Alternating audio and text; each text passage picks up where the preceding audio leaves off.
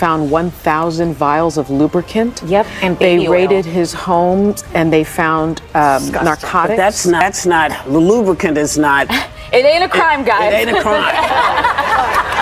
But it can be used as evidence of a freak off, because they also have, they were calling these orgies, basically underage girls and commercials and some of age and commercial sex workers traveled across state lines, which is criminal, illegally, taped phone calls.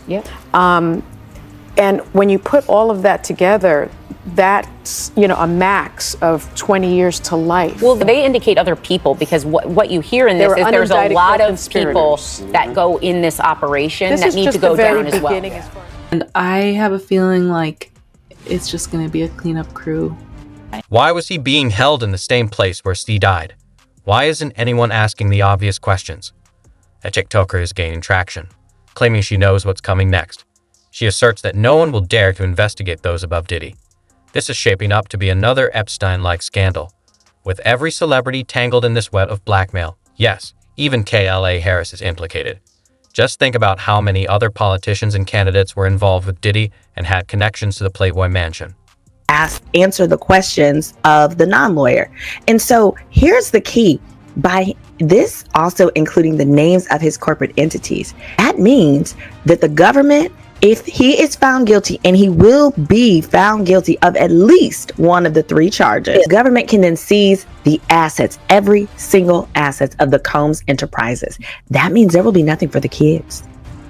They're gonna be regulars. So let's add another layer of legality to it.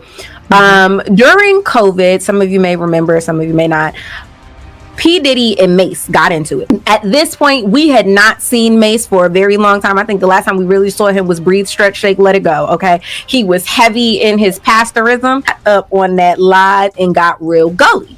But one of the things that he said in that live is that, like, you talk a lot of mess for somebody who has everything in their mom's name. Government doesn't play that. So there's a concept in the law that's called a fraudulent transfer.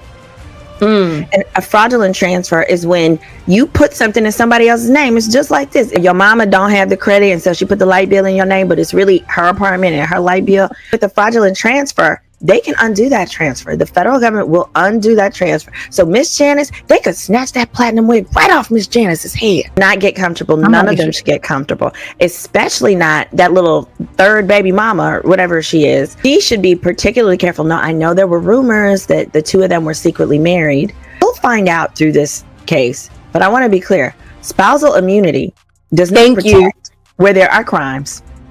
Where there are crimes is not protected. And it has to be crimes inside of the marriage. Any crimes inside marriage, and things that happen prior to them getting married should not be covered. They likely will not be covered. So, what will happen to his assets? Answer me that question, because he put up $50 million.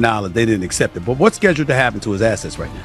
If he's convicted. So if he's convicted, one of the things they're asking for in here is forfeiture of assets. And look, Stephen A., that could mean his businesses, Bad Boy, houses, cars, planes, all these different assets he had. It's going to be up to the judge, again, if convicted. But that's what could happen. Right now, it's all a waiting game. We wait for the trial. They have to go through discovery. And that could be months and months and months away. Those assets might be generally fine, but all bets are off if he's convicted. What's going to happen to Diddy's finances? Rumor has it his kids are already facing financial struggles, and all of his assets could be in jeopardy of being seized. This might mark the downfall of his empire, especially with an upcoming trial just months away that promises to expose everything. But all bets are off if he's convicted. It takes a certain individual to prepare himself to do a lot of years in jail. I just don't see him able to turn over his passport. Have a system up there whereas that they supposed to check your passport and anything that you need to fly as if you were flying commercial. Listen, you've seen the indictment. The indictment went from 2008 until 2024. I stopped dealing with Puff in 2004 and 2005, bro. Gene Deal held me down. Gene Deal lotioned and greased me up. Gene Deal did anything. If I told you what happened to us and to Big, to Wolf, and told y'all my experience with this guy from 90 until 2005, I was the only one would talk about his green teeth. I was the only one around them from security because I didn't care. I didn't have to have that. They needed me more than I needed them. I was with the two top crews that I helped start. Same Gang, Slick and the Family. I was with Chaz Wims and I was with K Slay. K Slay, one of the top DJs. They needed that affiliation for me more than I need them. I'm nowhere in that indictment or that paper, bro. Now, because I'm telling y'all somebody's character, what do you know about this individual having sex with young boys? They asked them about Puff. If I'm telling you the character of an individual that'll curse a person out, that brought him into the world, people that gave him their last out of his pockets when he was down and out. If I'm telling you the character of an individual, you could call me anything you want to. Some people are furious, speculating the worst possible outcomes. There are even claims that if Diddy faces significant prison time, he might consider taking his own life. The pressure is mounting, and it seems Diddy could be in serious danger. No one knows how this situation will unfold, but let's be clear, the deadly thing didn't end his own life. I'm putting that out there first. You let your kids see, and like allegedly, when Usher was a child living with Diddy, because he lived with Diddy for a year, he was like essentially raped, and was raped so violently that he had to be hospitalized. His mom had to take him to the hospital. A few people have said that, and like, but Usher did what it took to get famous, you know?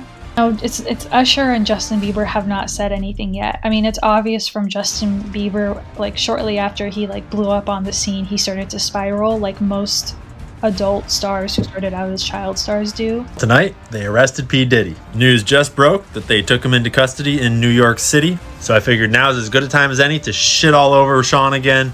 So if you haven't read the court documents and done any of the other research on this guy, this producer he worked with named Lil Rod brought this lawsuit against him. It's like organized crime. And he alleged that a member of this RICO organization was none other than the CEO of Universal Music Group, Lucian Grange. Quote, while living and traveling with Mr. Combs, Mr. Jones discovered that Combs had hidden cameras in every room of his home. As well as other celebrities, music label executives, politicians, and athletes. Mr. Combs possesses compromising footage of every person that has attended his freak-off party. Amid everything happening, news of Diddy's past crimes is exploding online. Many are saying they would never let their kids near him, especially now that old clips of Usher and Bieber hanging out with Diddy are resurfacing everywhere. The internet is abuzz with these revelations, making it clear that this story is just getting started.